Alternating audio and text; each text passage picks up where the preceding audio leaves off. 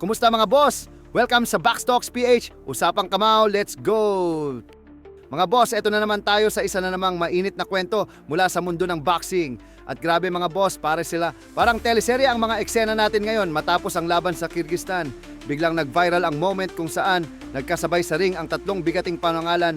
Si Koki Kameda, ang promoter, si Luis Pantera Neri, at syempre ang ating pambato, Shanriel Cuadro Alas Casimero. So ayun na nga mga boss, matapos sa talunin ni Luis Neri ang Thai fighter na si Satafon sa loob ng ring, umakyat din si Koki Kameda at andun din pala si Casimero. Para bang reunion ng mga ex na hindi nagkakaintindihan.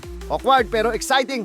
Ang mga commentator naggulantang. Sabi nga ni Koshi Tanaka, dating world champion din, bakit kasama si Casimero sa promo kahit kagabi lang talo siya?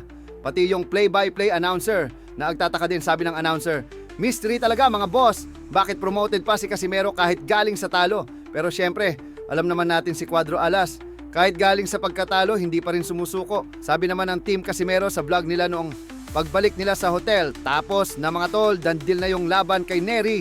Ayun no, confirm daw. Okay. Dandil. Dandil.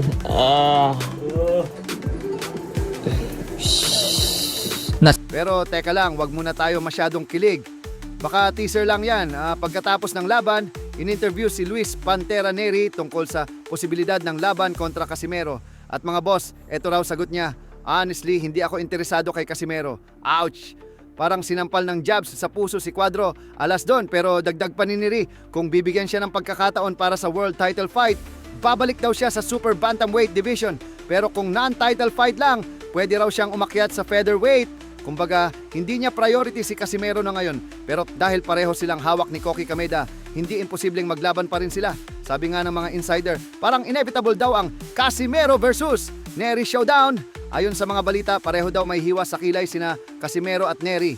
Kaya medyo uncertain pa kung kailan ang magiging laban nila. May nagsasabi Disyembre 27 daw ang tentative date. Pero baka ma-move, depende sa recovery nila. Sana lang matuloy mga boss, kasi siguradong bakbakan ng dalawang halimaw yan, si Cuadro Alas na may Pinoy Pride versus si Pantera na Mexican Mayhem. Ay grabe, pang pay-per-view ang laban na yan.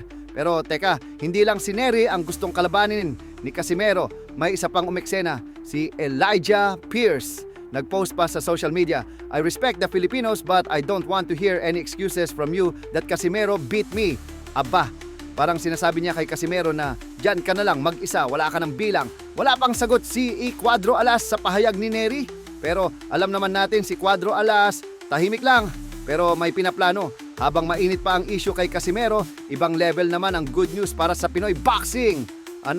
Panalo si Pedro Taduran sa kanyang laban sa Malate, Manila, defending his IBF minimum weight world title laban kay Christian Balunan. Grabe yung laban mga boss. All Filipino War, parang fiesta ng suntukan. Nanalo si Taduran via unanimous decision at pagkatapos ng laban, agad siyang nag-challenge kay Oscar Collazo, ang unified WBA, WBO at ring champion. Sabi pa ni Taduran, handa akong makipagsabayan kahit kanino kung di si Collazo, baka si Melvin Jerusalem na lang. Kung matutuloy yan, Panay Pinoy World Title Unification, Pan-Pinoy versus Pinoy sa world stage.